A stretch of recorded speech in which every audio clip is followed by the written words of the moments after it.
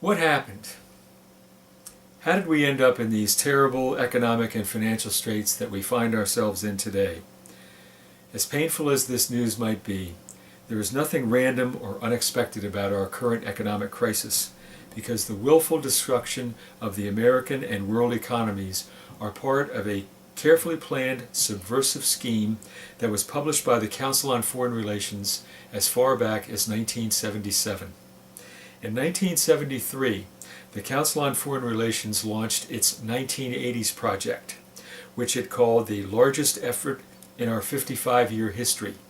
Obama's senior foreign policy advisor, Zbigniew Brzezinski, belonged to the 1980s project's governing body.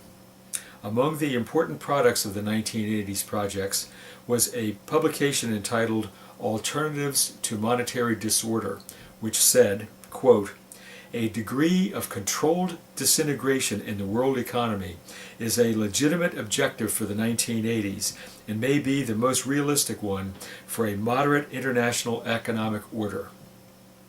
If you're not familiar with that term, controlled disintegration in the world economy, it is worth Googling and looking up.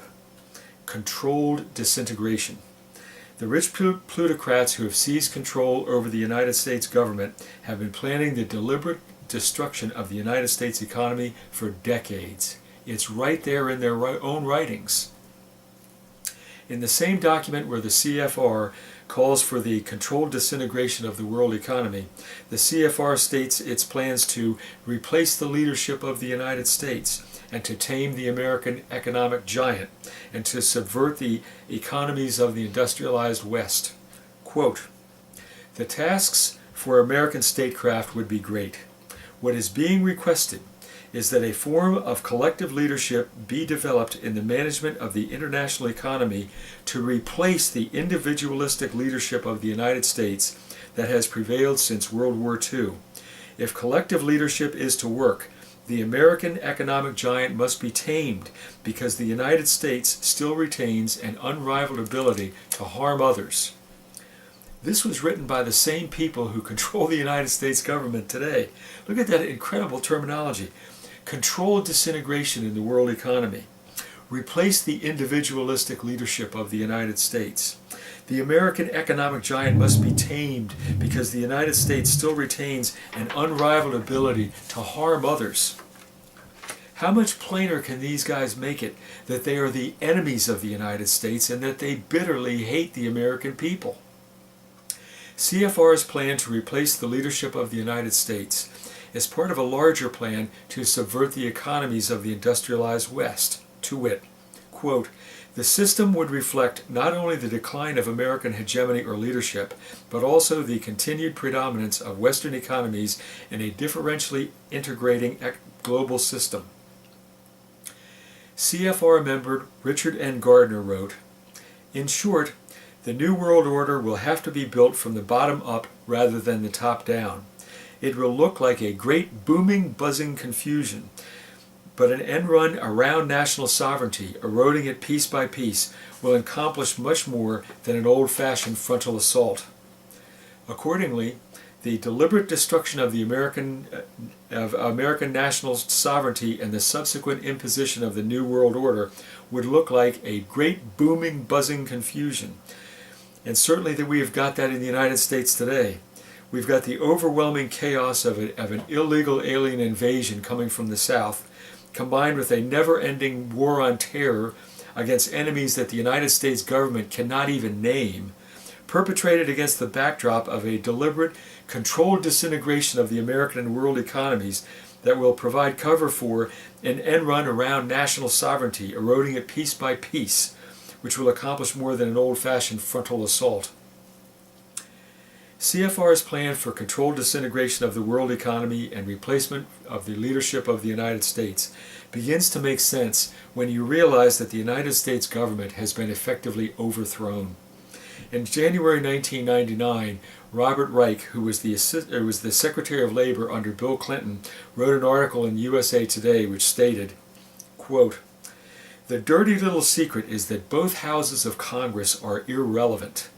America's domestic policy is now run by Alan Greenspan and the Federal Reserve. America's foreign policy is now being run by the International Monetary Fund. When the president decides to go to war, he no longer needs a declaration of war from Congress. This is our own leaders spitting in our faces. Look at that terminology. Congress is irrelevant. The president no longer needs a declaration of war from Congress. The American people don't matter. In May 2009, Atlantic Magazine published an article called "The Quiet Coup" by Simon Johnson, who is the former chief economist of the International Monetary Fund, where Johnson declared that the United States government has been effectively overthrown in a subtle coup d'etat by the international banking cartel. Quote, "The economic crash has laid bare many unpleasant truths about the United States.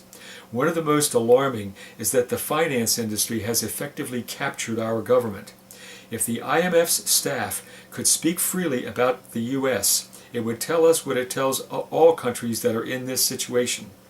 Recovery will fail unless we break the financial oligarchy that is blocking essential reform."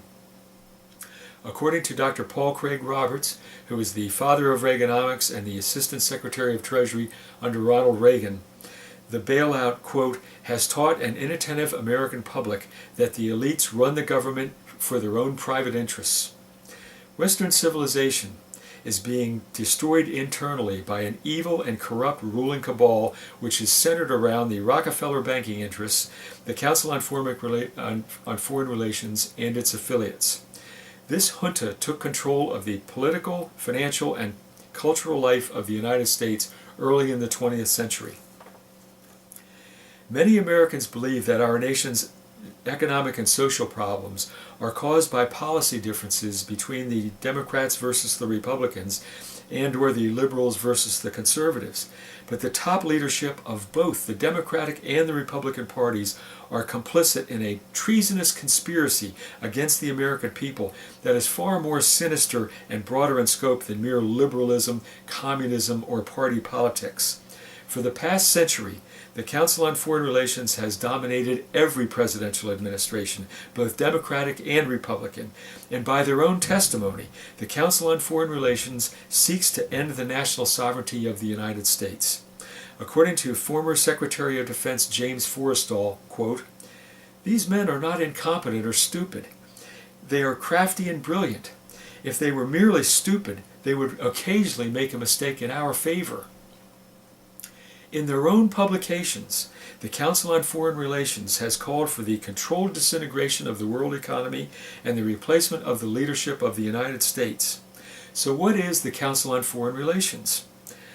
Today, virtually all of the top members of the Obama administration are CFR operatives, or they're members of CFR's affiliated organizations, including the Bilderberg Group, the Trilateral Commission, the Club of Rome, et al., etc., including, and not limited to, this is just the tip of the iceberg, Senior Foreign Policy Advisor Zbigniew Brzezinski, Secretary of State Hillary Rodham Clinton, Chief of Staff Rahm Emanuel, Secretary of Defense Robert Gates, Secretary of the Treasury Timothy Geithner, Attorney General Eric Holder, and Secretary of Homeland Security Janet Napolitano. In his acceptance speech for the 1992 Democratic nomination for president, Bill Clinton thanked his mentor, Dr. Carroll Quigley, who is a professor at Georgetown University, who wrote a book called Tragedy and Hope, where Quigley stated, quote, "The chief problem of American political life for a long time now has been to make the two congressional parties more national and international.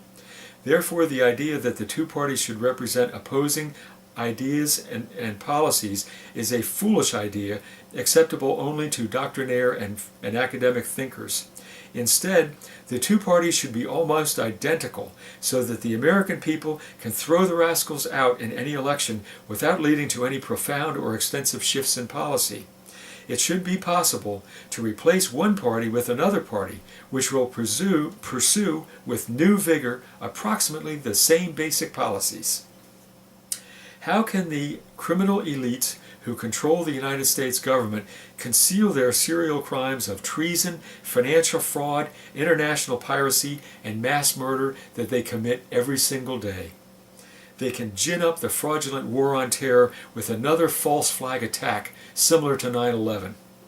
During the Nuremberg trials, Nazi war criminal Hermann Goering explained exactly how this is done. Why, of course the people don't want to go to war.